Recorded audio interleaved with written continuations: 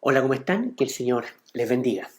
Estamos nuevamente un domingo más donde nos disponemos a compartir la palabra, ser animados por su palabra, en una situación especial donde estamos desde las casitas debido a toda la contingencia que está pasando. Hoy estoy acá en el comedor, así que simbólicamente es como que lo invitara a todos que se pudieran sentar alrededor del comedor y empezar juntos a estudiar la palabra del Señor y glorificar al Padre por medio de sus escrituras. Así que en primer lugar, vamos a orar, vamos a dar gracias al Señor. Padre nuestro, gracias te damos por tu inmenso amor, por tu misericordia y porque tenemos la posibilidad de estar unánimes juntos, Señor, aprendiendo de ti, glorificando tu nombre, Señor, buscando siempre la gloria tuya. Te pedimos en el nombre de Cristo que hoy día tú nos concentres, nos guíes, Señor, a siempre a buscar tu cruz, a buscar tu gloria en todo momento. Tú eres eternamente poderoso y estamos maravillados y admirados de eso. Te agradecemos, Señor, por este tiempo que vamos a tener. En el nombre de Cristo Jesús. Amén. Pues bien, estamos en una serie que se llama El Reino de Dios llegó. Y hemos estado viendo cómo se ha ido desarrollando el ministerio de Cristo. Y hoy día nos vamos a centrar en un evento de Cristo, donde Él manifiesta su poder, pero también al manifestar su poder, al manifestar su divinidad, también recibe ciertos cuestionamientos y obviamente es atacada su divinidad. Y esto, para partir a todo esto, quiero remontarme a Génesis. Vamos a partir esto con Génesis. Génesis 3:15 dice lo siguiente: y pondré enemistad entre ti y la mujer, y entre tu simiente y la simiente suya. Esta te herirá en la cabeza, y tú le herirás en el calcañar.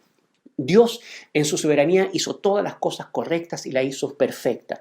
Hizo al hombre santo, pero él ingresó el pecado y esa imagen de que tenía el hombre se fue distorsionando a consecuencia del pecado y ya no empezó a girar en torno a la gloria del Señor, sino que empezó a consecuencia del pecado a girar en torno a sus propios intereses.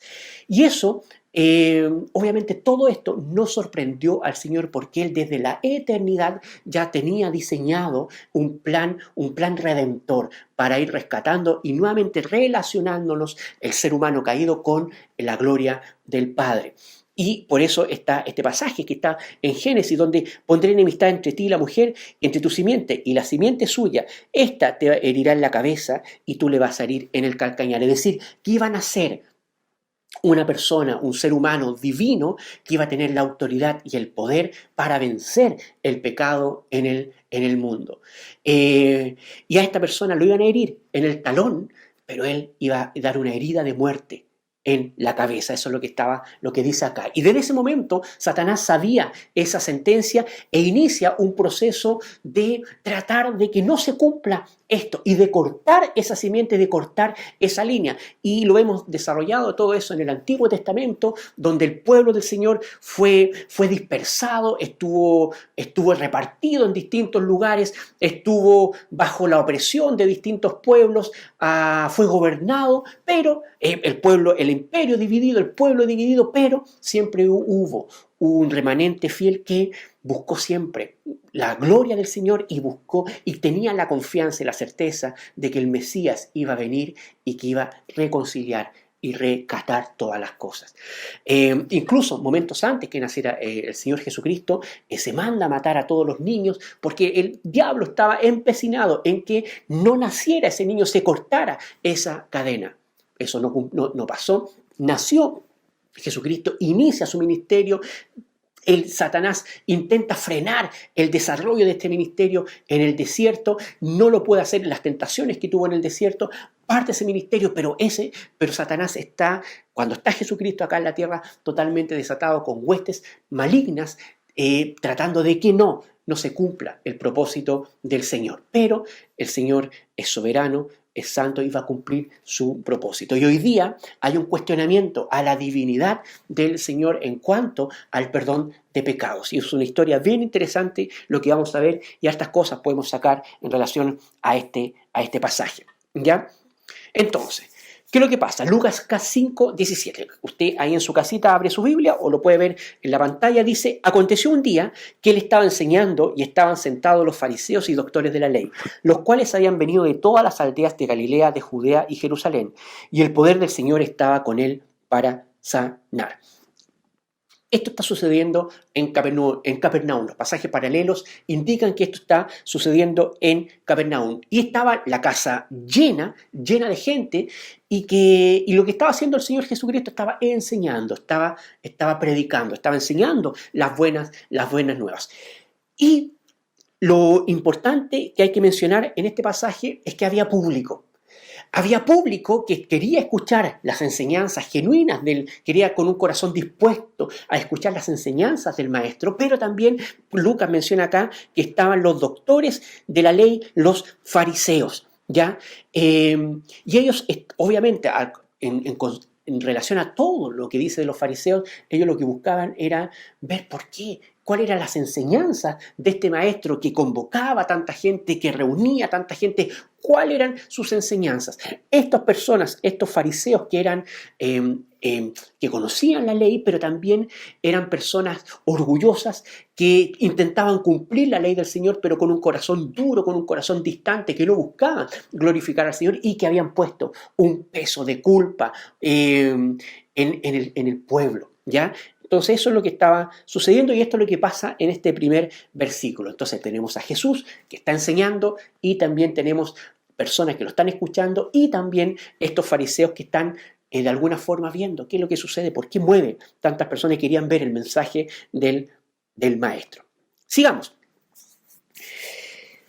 Y en Lucas 5, 18 al 20 dice así: y sucedió que unos hombres que traían en un lecho a un hombre que estaba paralítico, procuraban llevarle dentro y ponerle delante de él.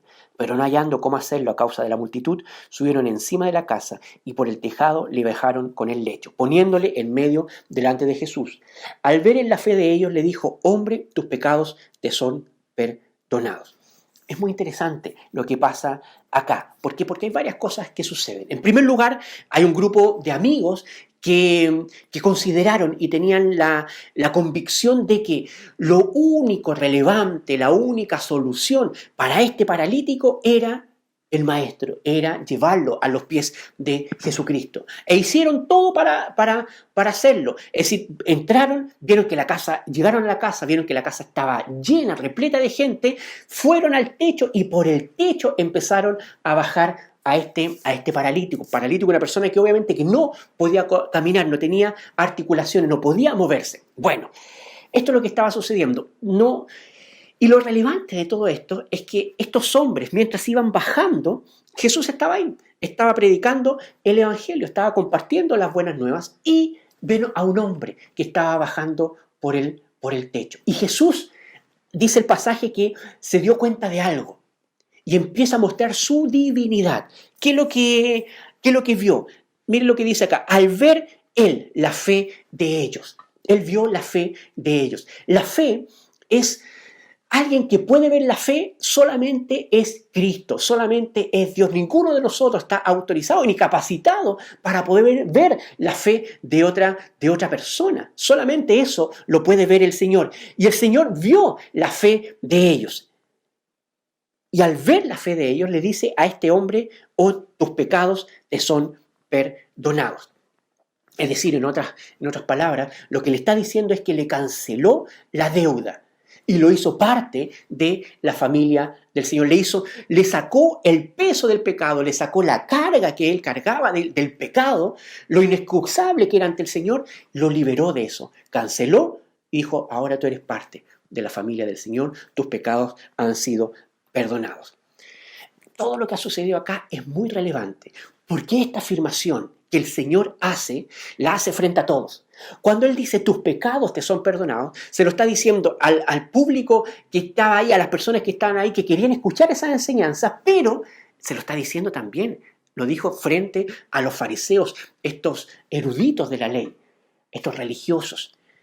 Por lo tanto, frente a una afirmación tan divina, tan llena de poder, de tus pecados son perdonados de alguna forma, de cancelar esa deuda, vamos a ver cómo reaccionan estos maestros de la ley, estos fariseos, frente a esta afirmación que está haciendo el Señor Jesucristo. Ya, porque lo hace abiertamente.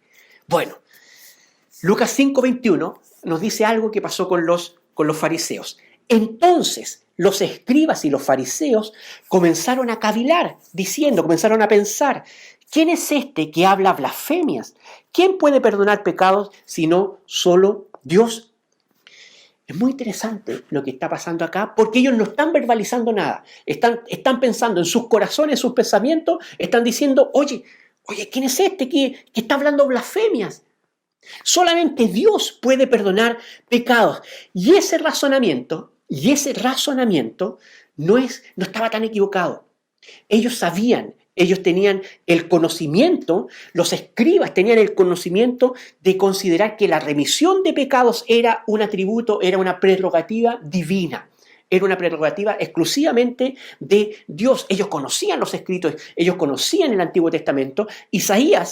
Los escritos de Isaías en el capítulo 43, 25 dice lo siguiente: yo soy el que borro tus rebeliones por amor de mí mismo y no me acordaré de tus pecados. Es decir, lo que está diciendo Isaías acá, o Dios por medio del libro de Isaías, es que Él es el único que puede perdonar y borrar todo tipo de pecados y no acordarse de los pecados. En términos prácticos, estos maestros, estos fariseos estaban diciendo, oye, el único que puede decir tamaña frase, sentencia, solamente es Dios. Dios es el único que puede perdonar pecados. Por lo tanto, estas personas, estos fariseos, están en una encrucijada. O esa persona es Dios, o esa persona está blasfemando el nombre del Señor. Entonces, obviamente ellos, en el contexto y conociendo los corazones, porque el Señor los conocía, optaron por la opción B, dijeron que esta persona obviamente estaba blasfemando, era una blasfemia, pretender atribuirse atributos divinos, valga la redundancia, es decir, ponerse para sí mismo poderes o dones divinos para poder hacer esa sentencia. Entonces, vamos viendo qué es lo que pasa. Y aquí se empieza en la mente, en el corazón, a cuestionar la divinidad del maestro que estaba haciendo esas enseñanzas. Entonces, sigamos leyendo esta historia. Jesús, en Lucas 5, dice 22 al 25, dice: Jesús entonces, conociendo los pensamientos de ellos, respondiendo les dijo: ¿qué caviláis en vuestros corazones? ¿Qué es más fácil decir, tus pecados te son perdonados? O decir, levántate y anda. Es importante todo lo que sucede porque el Señor nuevamente muestra un atributo divino. Al principio de la historia, Él ve la fe de los hombres, de los amigos que trajeron a este paralítico, y eso es un atributo divino. Él es el único que puede ver la fe. Pero acá dice, Él, conociendo los pensamientos de ellos, dijo: ¿qué tienen en vuestros corazones? ¿Qué piensan en vuestros corazones? El Señor conoce nuestros corazones y el Señor conoce los pensamientos y conocía los pensamientos de esas personas. ¿Qué es más fácil decir, tus pecados te son perdonados, o decir, levántate y anda? ¿Cómo respondemos eso? ¿Qué es más fácil decir? Quizás nosotros en el ámbito de lo concreto nos vamos a ir a lo que se puede comprobar. ¿Qué será más fácil? ¿Qué será más fácil? ¿Será más fácil decir, tus pecados te son perdonados? Quizás los fariseos dijeron, o esas personas dijeron, claro que es fácil decir eso, porque eso no se puede comprobar. ¿Cómo vas a comprobar eso? No puedes comprobar que si una persona efectivamente está siendo perdonada o ha sido anulada toda su deuda de pecado. ¿Qué será más fácil? Eso es más fácil. Lo otro no es fácil. ¿Cómo le va a decir, levántate y anda? Pues bien, el Señor quiso manifestarles a ellos que Él tenía poder en el ámbito de lo espiritual y en el ámbito de lo terrenal, en el ámbito físico, en el ámbito de todas las cosas. Cristo es el Todopoderoso. Y le dijo, bueno, para que sepáis que el Hijo del Hombre tiene potestad en la tierra para perdonar pecados, dijo al paralítico, a ti te digo, levántate, toma tu lecho y vete a tu casa. Al instante, levantándose en presencia de ellos y tomando el lecho en que estaba acostado, se fue a su casa glorificando a el Señor. lo que estaba diciendo el Señor Jesucristo, porque fue un ataque frente a su autoridad. Ellos pensaron y cuestionaron la autoridad divina que Él podía tener y que efectivamente Él tenía. Y frente a estas dos cosas, ¿qué es más fácil? ¿Perdonar los pecados o decirle a alguien que se levante y anda un paralítico? Ambas cosas requerían una medida de omnipotencia que no estaba acá en la tierra. No estaba, nadie la tenía. Solamente el único que la tenía era Cristo, todopoderoso. Y Él lo que demostró es que yo soy el Hijo del Hombre, que tengo poder acá en la tierra, en todas las esferas físicas, y soy el Hijo de Dios, y soy Dios, y también tengo todo poder en toda la esfera espiritual. Es decir, yo tengo poder. Yo soy todopoderoso y tengo autoridad para perdonar pecados acá en la tierra y tengo la autoridad de acuerdo a mi voluntad, de acuerdo a mi soberanía, a decretar la sanidad de una persona. Entonces, para que ustedes vean que yo tengo el poder, hizo ese glorioso milagro. Él estaba demostrando que Él es el Salvador del mundo y que Él tiene poder en el ámbito físico y que tiene poder en el ámbito espiritual. Y eso es muy importante, porque lo que estaban pensando esas personas, esos fariseos, tenían que ver con que estaban cuestionando la divinidad del Señor. Lo estaban de alguna forma acusando de blasfemo.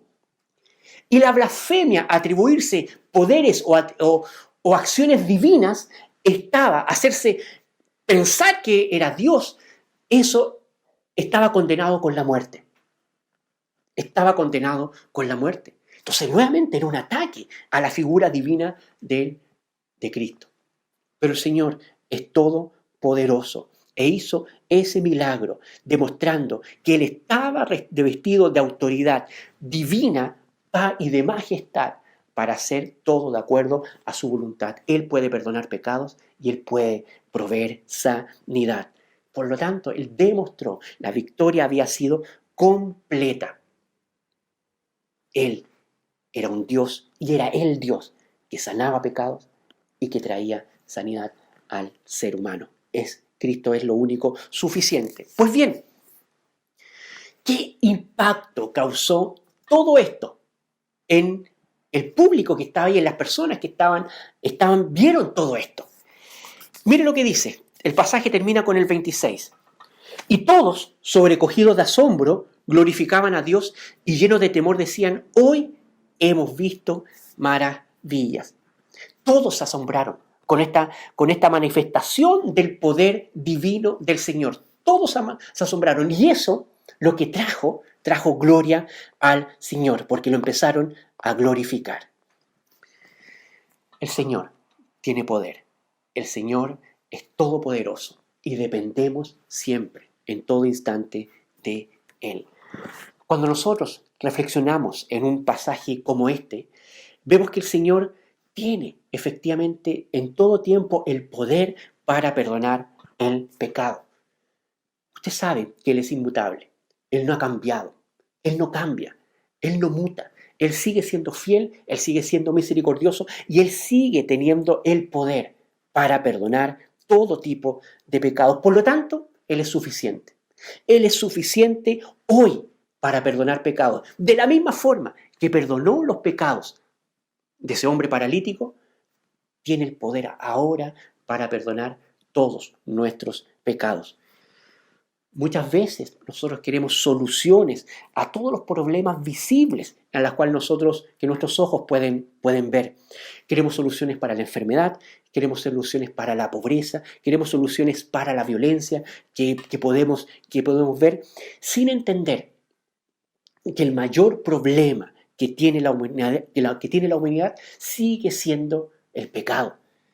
Y para ese gran problema, y para ese único gran problema, Cristo es suficiente, porque Él sigue teniendo la autoridad para perdonar pecados. Por lo tanto, si usted está luchando con algún tipo de pecado, Cristo es suficiente. Si usted está viviendo alejado de Cristo, preso del pecado, la única solución es llegar a los pies de Cristo, con arrepentimiento y con fe. Y Él está ahí para perdonarnos.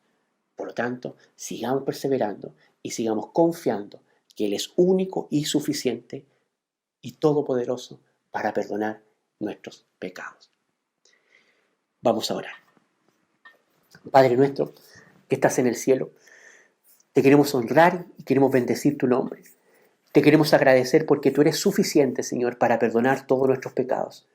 En el nombre de Jesucristo oramos e intercedemos, Señor, por cada persona que está escuchando este mensaje y está luchando con el pecado, para que pueda entregar con fe y arrepentimiento su vida a Cristo, para que pueda cambiar su patrón de pensamiento y podamos enfocar exclusivamente en ti.